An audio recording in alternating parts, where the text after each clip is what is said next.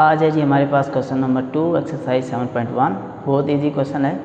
वो कह रहे हैं कि आप इसको सॉल्व करें and check for extraneous solution. तो यहाँ पर एक नया लफ्ज़ आया एक्सट्रेनियस। इस लफ्ज़ का मतलब क्या होता है या एक्सट्रेनियस सॉल्यूशन का मतलब क्या होता है, आगे चल के 10th क्लास में आप एक्सट्रेनियस रूट भी पढ़ेंगे। तो ये जो हमारे पास इसका सॉल्यूशन निकलेगा, जो इसका आंसर निकलेगा, वो हमने वापस से चेक करना है। ठीक है जी, ये हमारे पास रेडिकल इक्वेशन है। जो भी इक्वेशन हमारे पास स्क्वायर रूट के अंदर आती है उस इक्वेशन को बोला जाता है रेडिकल इक्वेशन। ठीक है, अब यहाँ पर पावर कुछ भी आ सकते हैं, यानी कि ये स्क्वायर रूट है, कोई पावर भी नहीं है ना। इस वाले को हमने बिल्कुल शुरू में पढ़ा था कि इसको बोला जाता है स्क्वायर रूट, इसकी क्योंकि वैल्यू होती है 1/2। इसको बोला जाता है क्यूब रूट, इसकी वैल्यू होती है 1/3। इसको बोला जाता है 4th रूट, इसी तरह ये 5th रूट।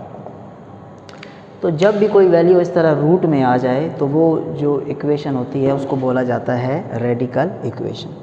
ठीक है जी, तो जब भी रेडिकल इक्वेशन हो, इनको चेक किया जाता है कि जो इनके आंसर आए हैं क्या वो इक्वेशन को सेटिस्फाई करते हैं या नहीं। सेटिस्फाई करने का क्या मतलब है कि जो आंसर आएगा आप वो यहाँ पर पुट करेंगे, और अगर दोनों तरफ आंसर इक्वल आ गया तो मतलब जो आपने आंसर निकाला वो सॉल्यूशन सेट में शामिल है।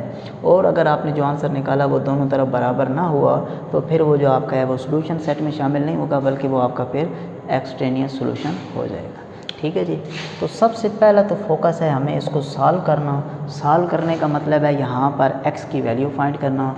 जो हमारे पास x है वो अंडर रूट में हमारे पास कैद है, तो दोनों तरफ में लेना पड़ेगा स्क्वायर, ताकि ये जो वैल्यू है ये स्क्वायर रूट के साथ स्क्वायर और स्क्वायर रूट कैंसिल हो जाए तो ये वैल्यू आज़ाद हो जाए। तो हमारे पास बन गया 3x + 4 = 2 का स्क्वायर भी 4।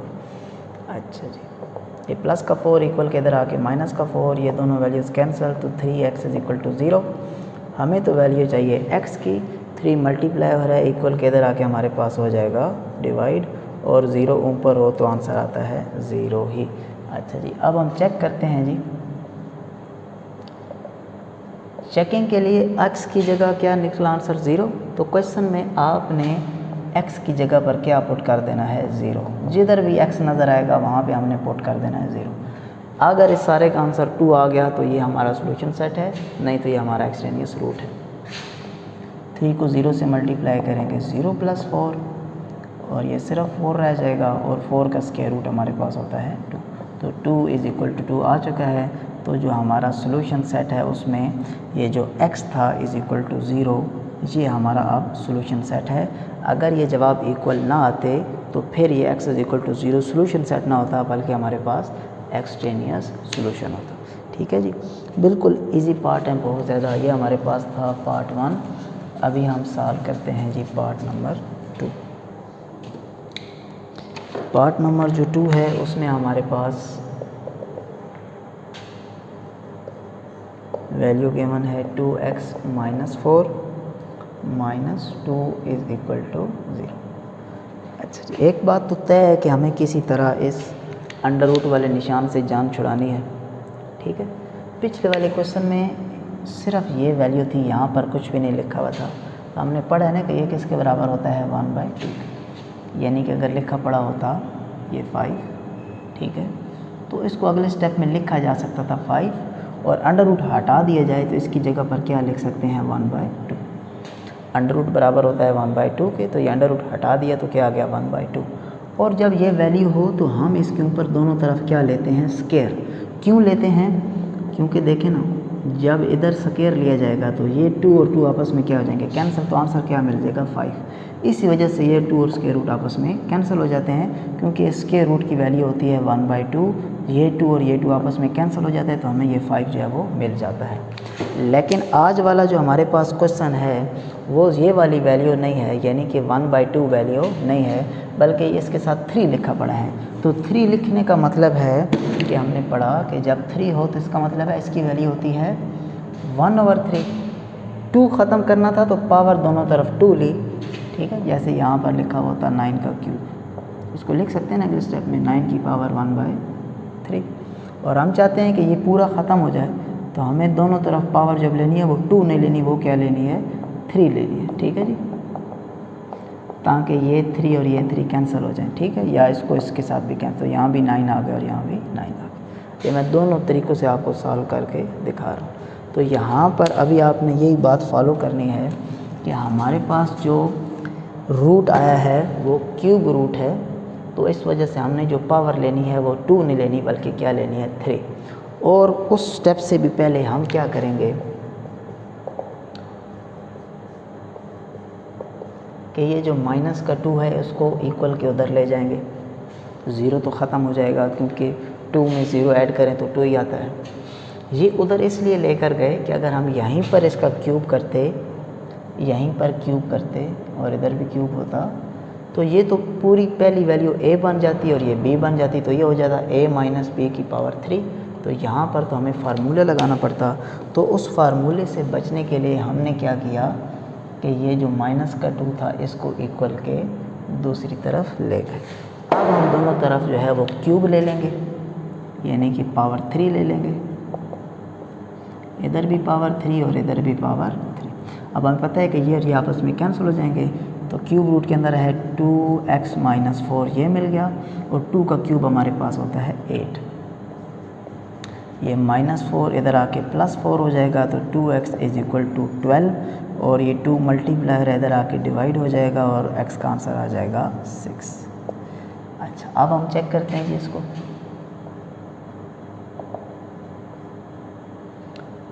क्वेश्चन में हमने जहाँ पर x है वहाँ पुट कर देना है 6, तो यहाँ पर 2 और यहाँ पर पुट हो गया 6, -4 यहाँ पर मौजूद है -2। इस सारे का आंसर निकलना चाहिए 0, क्योंकि लेफ़्ट साइड और राइट साइड बराबर होनी चाहिए। तो सॉल्व करते हैं ज़रा इसको। 6 को 2 से मल्टीप्लाई करेंगे 12 -4 -2 इज इक्वल टू 0। यहाँ पर ये हमारे पास रह जाएगा जी 8 -2 इज इक्वल टू 0। ठीक है, और यहाँ पर आपको पता होना चाहिए कि जो 8 है वो असल में होता है 2 की पावर 3। कैसे जी? 2 मल्टीप्लाई 2 मल्टीप्लाई 2, 2 को 2 से मल्टीप्लाई करेंगे 4, 4 को 2 से मल्टीप्लाई करेंगे तो 8। तो 8 लिखा जाए या ये लिखा जाए बात एक ही है, लेकिन मैंने ये इसलिए लिखा ताकि ये जो मेरा क्यूब है इस क्यूब रूट के साथ कैंसिल हो जाए, तो सिर्फ क्या बच गया 2 -2 इज इक्वल टू 0, और ये भी आपस में हो जाएंगे 0।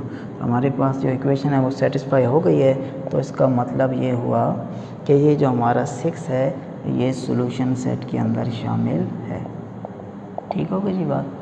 चलिए अब हम सॉल्व करते हैं जी इसी का क्वेश्चन नंबर 3, जो इसका तीसरा पार्ट है वो। ये सारे क्वेश्चन बहुत इजी हैं और यहाँ से एक अदद जो शॉर्ट क्वेश्चन है वो आ जाता है। ठीक है,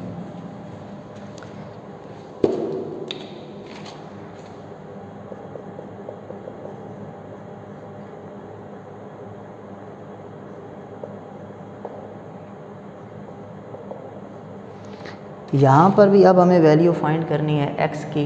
तो अब क्योंकि इसके साथ कोई वैल्यू नहीं है तो इसका मतलब है हमें दोनों तरफ स्क्वायर लेना है, क्योंकि स्क्वायर और ये आपस में कैंसिल हो जाते हैं। लेकिन उससे पहले सेम वही बात, हमें -7 को उधर लेकर जाना है, क्योंकि अगर यहीं पर रख दिया तो जब स्क्वायर लेंगे तो यहाँ पर ये वैल्यू a बन जाएगी, ये b, और हमें लगाना पड़ेगा फार्मूला। तो उससे बचने के लिए हम क्या करते हैं कि माइनस का जो 7 था वो इक्वल के इधर आके प्लस का 7 हो गया, और अब हम दोनों तरफ ले लेंगे स्क्वायर। ये वैल्यू कैंसिल, x -3, 7 का स्क्वायर होगा 49। हमें तो x की वैल्यू चाहिए, ये माइनस का 3 इधर आके हमारे पास हो जाएगा प्लस का 3, तो x की वैल्यू आ गई 52। ठीक है जी, अब हम चेक करते हैं जी। x -3 -7 is equal to 0। x की जगह पर हमने पुट कर देना है 52 -3, आंसर निकलना चाहिए 0। यहाँ पर हो गया 49, और 49 को हम लिख सकते हैं 7 की पावर 2। ठीक है जी, यानी कि 7 मल्टीप्लाई 7 क्या होता है हमारे पास 49। तो ये लिखें बात है क्या, क्यों लिखा, ताकि ये आपस में कैंसिल हो जाएं। 7 -7 तो 0 इज इक्वल टू 0 आ गया, सेटिस्फाई हो गया। तो इसका मतलब है कि 52 जो है ये हमारे पास जो है वो सॉल्यूशन सेट है। चलो जी, आज की टोटल हमारे पास 8 पार्ट हैं, तो 3 पार्ट हमने सॉल्व कर लिए हैं। अभी हम सॉल्व करते हैं जी इसी का पार्ट नंबर 4।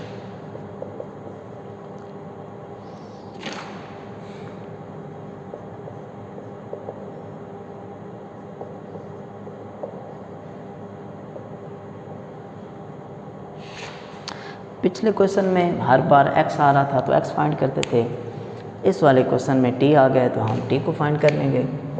और एक बात याद रखिएगा, ये जो 2 है ये इस वैल्यू के साथ मल्टीप्लाई हो रहा है, ठीक। ये जो लिखा जाता है ना 3, ये ऊपर छोटा सा इंडेक्स में लिखा जाता है, छोटा सा। अगर ये लिखा पड़ा हो यूँ 3 तो इसका मतलब है ये 3 से मल्टीप्लाई हो रहा है, ठीक है। ये 3 ये वाला क्यूब रूट को बयान नहीं कर रहा होता। तो सेम इसी तरह ये जो 2 है ये इसके साथ मल्टीप्लाई हो रहा है, इसको यूँ नहीं समझ लेना कि ये यहाँ पर इंडेक्स में लिखा हुआ है। हम दोनों तरफ स्क्वायर ले लेंगे जी।